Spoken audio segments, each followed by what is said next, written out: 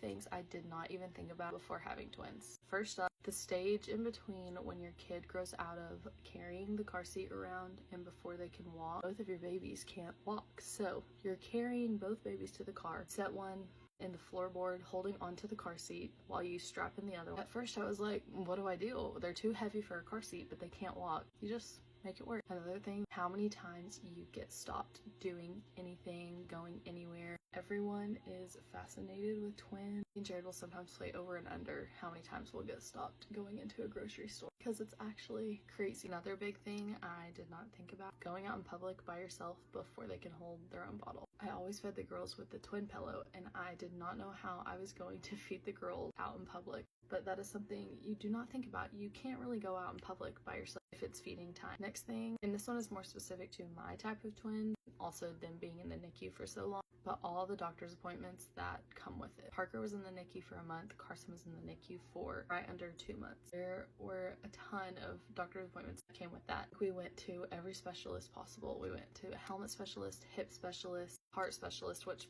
Carson had a hole in her heart, so that's why we went there. Extra ear appointments, extra eye appointments, all kinds of things. Okay, last thing that I'm sure everyone with at least 2 kids feels, this situation's a little different, is the guilt of holding one baby and not the other. And not just all the time, which I feel like there is a little guilt with that, but specifically one day the girls were teething and they were both just crying and wanted to be held. When they woke up from their nap, they were both crying. But then I had to pick one up first, set that one down while they're still crying, pick up the other crying baby. And thankfully, it's only happened a handful of times when they're both crying and in pain.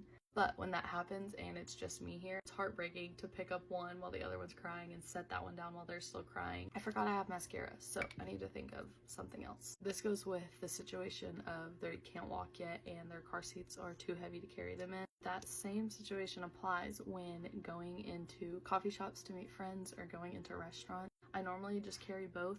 Then walking in, you have to hold both babies, open the doors.